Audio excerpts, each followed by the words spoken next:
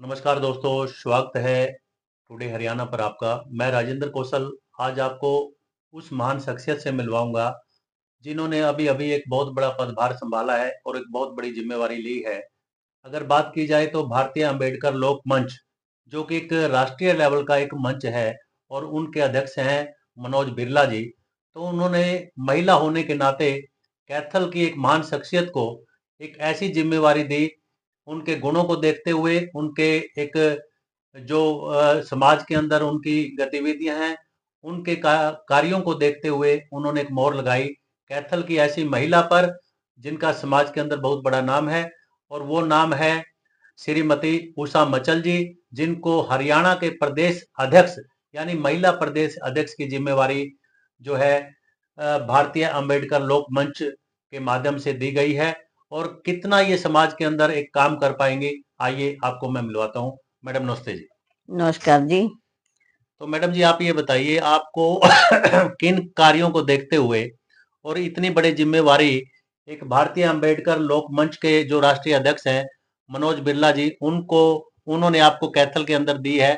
क्या ऐसी एक खूबी उन्होंने आपके अंदर देखी या आपके कार्यों को देखा कि जो इतनी बड़ी जिम्मेवारी आपको मिली है? क्या सबसे कहना पहले तो चाहेंगे? मैं आपके चैनल का बहुत-बहुत तहे दिल से धन्यवाद करती हूँ जी और मनोज बिरला जी का जी मैं दिल की गहराइयों से बहुत-बहुत धन्यवाद करती हूँ कि जिन्होंने इतनी बड़ी जिम्मेवारी जी मेरे को दी है। जी। पता नहीं क्या उन्होंने ऐसी खूबी देखी है कि जो उन्होंने एक मेरे को ही चुना। जी और मैं मनोज बिरला जी का जो 10 स्टेटों के अंदर जी कार्य व्यवहार कर रहे हैं, छत्ती बिरादरी को साथ लेकर के चल रहे हैं, तो मैं उनका भी, उनकी पूरी टीम का तहे दिल से धन्यवाद करती हूँ, दिल की गहराइयों से, कि उन्होंने मेरे को चुना है। जी और मैं उनकी इन जो कार्य व्यवहार है उनका, मैं उन पे खरा उतरूंगी और उनके साथ कंधे से कंधा मिला करके हर शहर के अंदर, हमने कई शहरों के अंदर भी लिस्ट तैयार करने लग रहे हैं जी कि भी हमने जो महिला की जो उन्होंने बनाई है,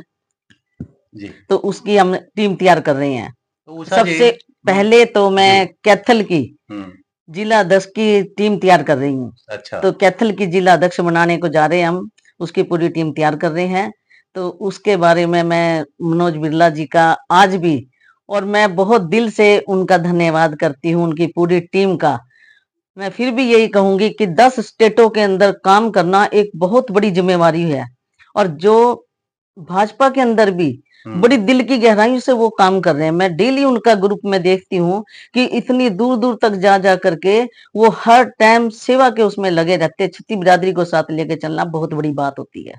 मैडम जी, आपने जब भी जिक्र किया भारतीय जनता पार्टी का, भाजपा का, अभी 3 दिन पहले तक कोई भी उम्मीदवार जो है भाजपा का कुरुक्षेत्र के मैदान में नहीं भारतीय जनता पार्टी उतार पा रही थी। और अभी 3 दिन पहले ही नवीन जिंदल का नाम सुर्खियों में आया। जैसे उन्होंने भारतीय जनता पार्टी को ज्वाइन किया, वैसे ही उनको लोकसभा का कुरुक्षेत्र से टिकट दे दिया गया। तो अब जो मुकाबला है कुरुक्षेत्र लोकसभा सीट का, तो मुख्य तौर पर 3 व्यक्तियों के बीच में दूरी बनकर रह गया है। डॉक्टर सुशील गुप्ता आम आदमी पार्टी और कांग्रेस के साझा उम्मीदवार, अभय चौटाला इंडियन नेशनल लोकदल के उम्मीदवार और नवीन जिंदल भारतीय जनता पार्टी के उम्मीदवार। तो ऐसे में इस त्रिकोणीय मुकाबले में आप भारतीय जनता पार्टी के लिए कहाँ जगह पाते हैं?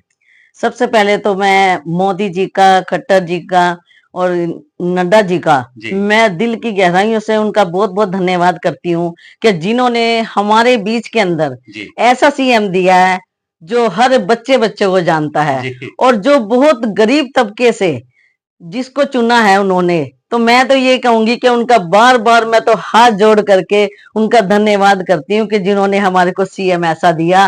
पहली बार हमारा सीएम ऐसा आया जो हमारे एरिया का है, और जिसने पहले से ही हमारे घर के अंदर एंट्री की थी उन्होंने। तो ये दिखा रहा हूँ मैं आपको नायब सिंह जी सैनी की, जो अभी मुख्यमंत्री बने हरियाणा के नए, और साथ में मैडम उषा मचल जी हैं।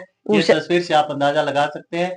और इनकी भक्ति की बात की जाए तो कहीं ना कहीं माननीय नरेंद्र मोदी जी प्रधानमंत्री और पूर्व मुख्यमंत्री मनोहर लाल जी खट्टर का इनका जो चित्र है वो इनके एक ड्राइंग रूम के अंदर विराजमान है।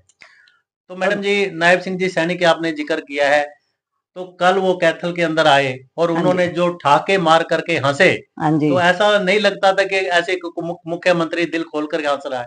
और मैं हंसना तो उनको वो रहे थे, लेकिन हंस हम भी रहे थे। अच्छा। क्योंकि हमारे बीच में जो ऐसा आया उद्योगपति, जिसको हम आज से नहीं, जब तो बहुत युवा था, अच्छा। जिस टाइम ओम प्रकाश जिंदल जी के साथ वो आए थे, तो उस टाइम तो बहुत चढ़ती जवानी थी उसकी। अरे वाह, क्या और बात है। आज तो फिर भी। अच्छा। लेकिन आज देखो, आज भी कहता मेरी कमर उतनी की उतनी है। कहते जिम, हमने उनसे जिम भी बहुत ली है, हमने बहुत कार्य व्यवहार किया है, बड़े गरीबों की दर्दनाक बातें सुनता भी है।